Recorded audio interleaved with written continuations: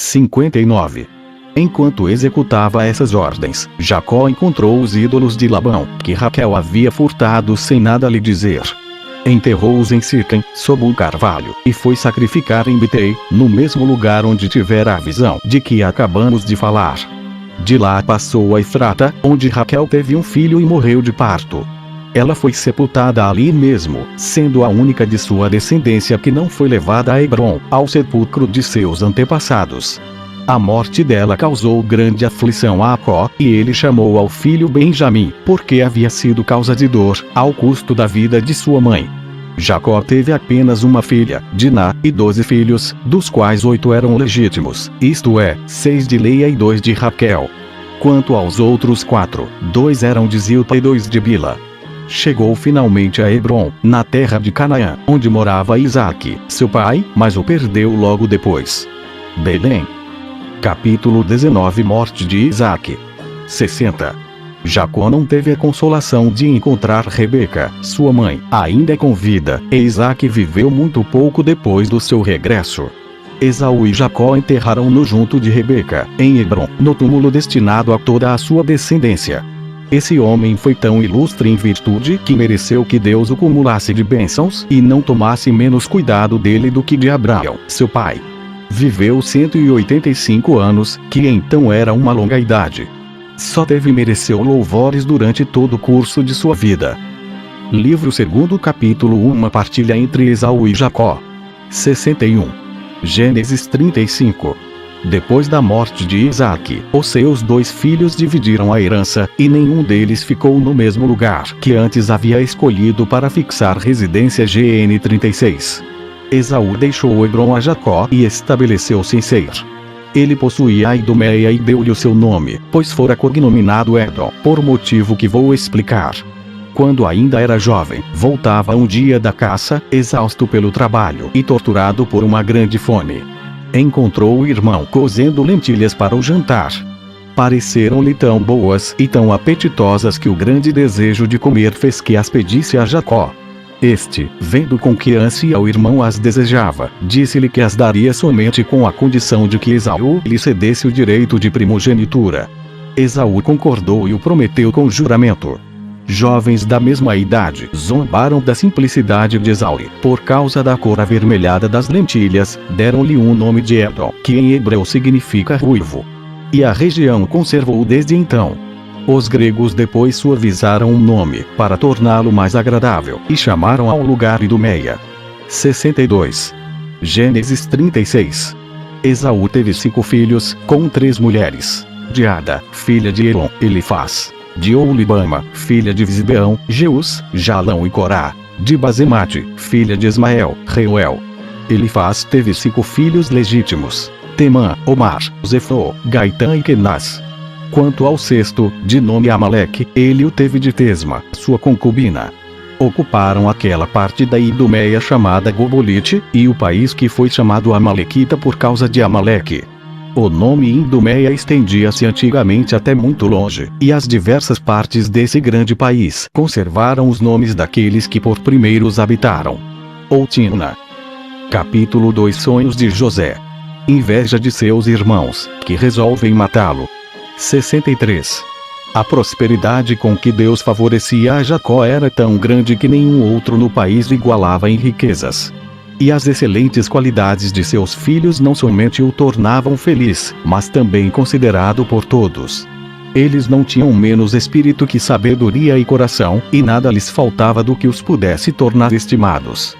Deus tomava também tal cuidado por esse fiel servidor e concedia-lhe tão liberalmente as suas graças que mesmo as coisas que pareciam ser-lhe adversas acabavam em seu proveito. Ele começava, desde então, por ele e pelos seus, a abrir aos nossos pais o caminho para sair do Egito. Eis qual foi a origem disso. 64. Gênesis 37. José, que Jacó tivera de Raquel, era o mais querido de todos os seus filhos, fosse por causa das melhores qualidades de espírito e de corpo, em que sobrepujava aos outros, fosse por sua grande sabedoria.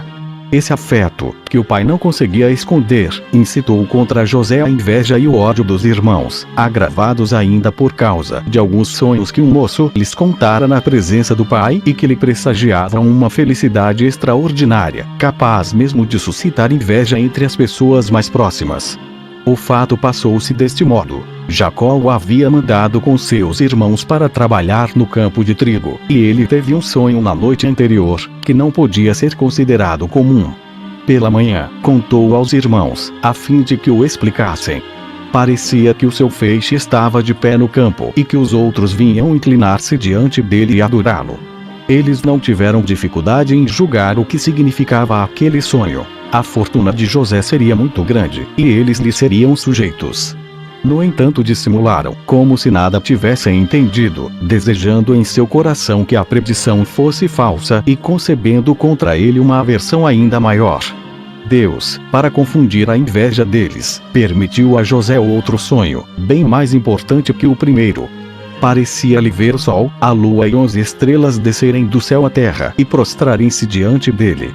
Ele contou o sonho ao pai diante dos irmãos, dos quais não desconfiava, e rogou que lhe dessem uma explicação. Jacó sentiu grande alegria, porque compreendeu facilmente que Deus pressagiava a José uma grande prosperidade, chegando o tempo em que seu pai, sua mãe e seus irmãos seriam obrigados a prestar-lhe homenagem. O sol e a lua significavam o pai e a mãe, pois aquele dá forma e força a todas as coisas, e esta alimenta e faz crescer.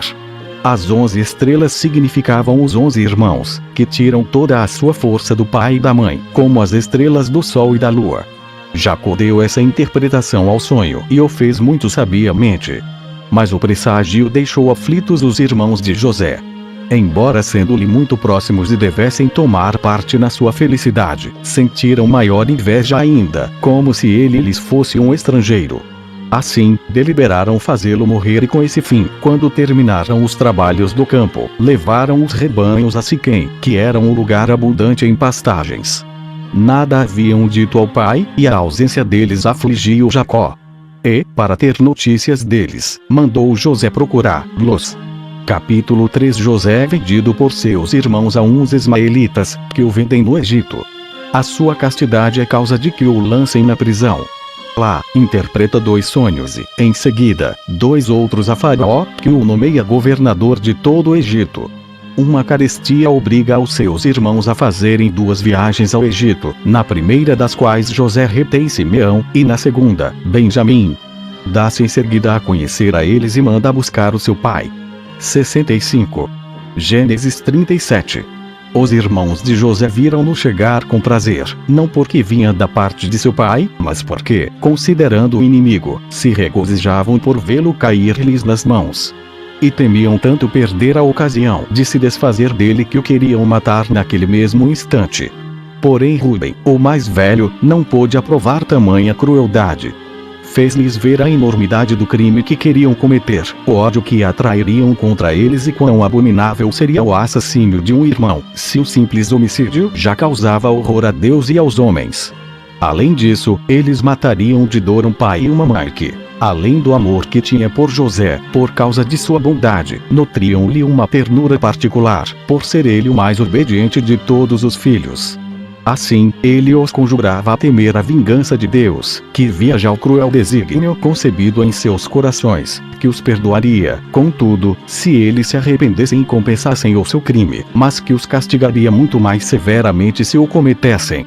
Que considerassem, pois, que todas as coisas a ele eram gentes. As ações praticadas no dólares desertos não passariam mais despercebidas que as cometidas nas cidades, e a própria consciência servir-lhes-ia de algoz.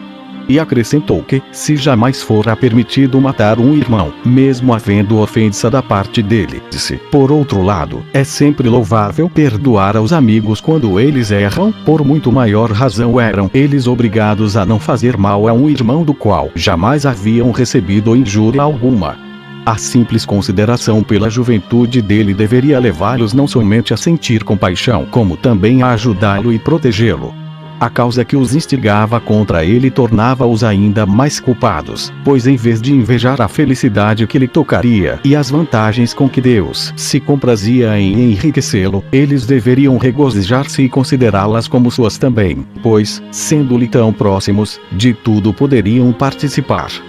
Deviam, por fim, imaginar qual seria o furor e a indignação de Deus contra eles se levassem à morte aquele a quem ele havia julgado digno de receber de sua mão tantos benefícios, se ousassem tirar-lhe os meios de o favorecer com suas graças.